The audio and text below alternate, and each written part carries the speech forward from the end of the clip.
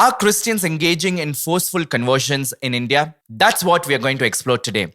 Hello, dear friends. Today, I want to comment on a video that's been circulating in social media where Indian youth express their opinions on the proclamation of the gospel, Christian conversion, and the anti-conversion laws enacted in more than 12 states in India. In the first clip, a Christian man addresses the prevailing accusation against Christians in India of forceful conversions.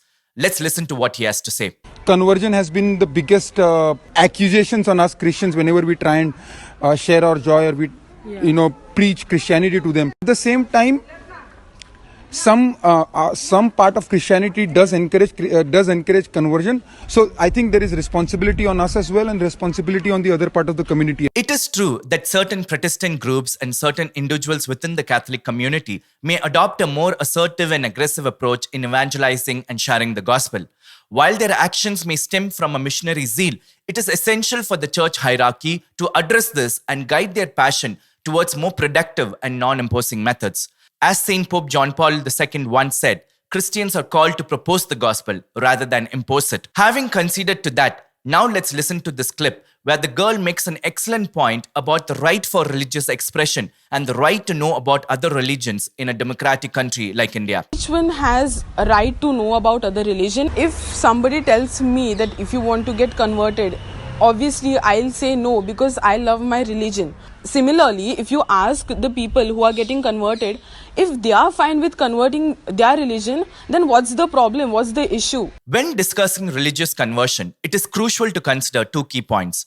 Does a citizen of a country have the right to express their religious beliefs in a non-coercive manner? And does a citizen have the right to know and explore other religions and make a choice to convert without coercion? Many individuals in India agree to the above two statements. However, confusion arises when some misinterpret passionate proclamation of the gospel by Christians as inherently forceful. That's where it becomes problematic. So let me clarify. If strongly suggesting something to someone in itself constitutes a crime, then every marketing professional in India should be jailed. Because every product, every institution, every company is strongly propagating themselves day in and day out for you to choose them over competition, isn't it? Would you call that forceful or efficient marketing? Let's consider this scenario. A car salesman suggests that I should consider buying a particular brand of car due to its features and benefits. Let's say he's very insistent and persuasive. I eventually make an informed decision out of my own free will to purchase that brand of car. Now, would it make any sense if I complain about the car salesman and say that he forced me to buy that brand of car? Or would I say that the car salesman did his job and I as an adult made a decision that was best for me? Which one do you think is a mature perspective? Similarly, as a Christian, I have the right to preach and propose the gospel, while my non-Christian friends have the right to reject or ignore it. Fortunately, if one of my non-Christian friends, out of their own free will, choose to become a Christian, that cannot be labeled as forceful conversion, rather effective evangelization. Okay, now let's move on. In the next clip, a girl gives an ideal model of how an interaction between a Christian and a non-Christian should unfold. Let's hear what she has to say. The time you'll have a few Christians coming up to you and saying that, we want to talk to you about the Bible, and that they're trying to convert you. But you can politely always tell them that, I'm not interested. I'm happy following the religion that I am. I don't agree with the characterization that merely engaging in a conversation about the Bible is inherently an act of conversion or an attempt to convert someone. Nevertheless, I would like to emphasize how she mentions that when faced with such a situation, she politely informs them that she's not interested and content with the religion that she's currently following. That's it. That's how it should work. I, as a Christian, should have the right to spread the gospel, and my non-Christian friend should have the right to ignore it and move on. What business does the government have here? It has no role to play, isn't it? Just think about it. Anyway, moving on to the final clip. Contrary to the widely held notion that Christian conversion occurs in the blink of an eye, in the upcoming clip, a Christian girl shares a perspective on how much time it takes for an individual to adopt Christianity, particularly within the Catholic context. Let's listen in. It's very long.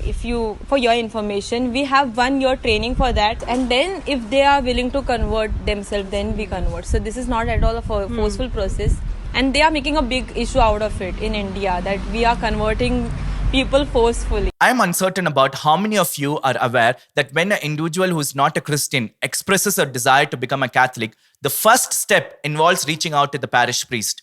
Following a conversation and an assessment of the person's conviction, the priest may recommend their participation in an RCIA program, which is Rite of Christian Initiation of Adults. This program serves as a comprehensive educational journey spanning over a year, during which the individual learns about Catholic teachings and practices.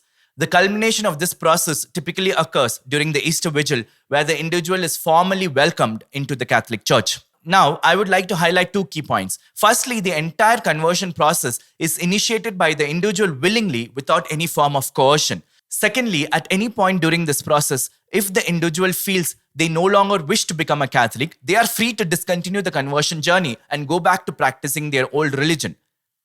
Once again, I ask you, where is the force here? Finally, I would like to end with this. As an Indian citizen, I have the right to religious expression enshrined in the Constitution. That's a God-given right, and the government or the judiciary cannot take that right away from me. But the more important thing to observe here is the delicious irony where the government asserts that these anti-conversion laws are designed to prevent forceful conversions, but it ends up forcefully controlling an individual's choice to convert to another religion. I hope all of us recognize that when we grant the government the authority to regulate our speech, it inevitably leads to them exerting influence over our thoughts and ultimately our lives. And we should fight that. God bless you.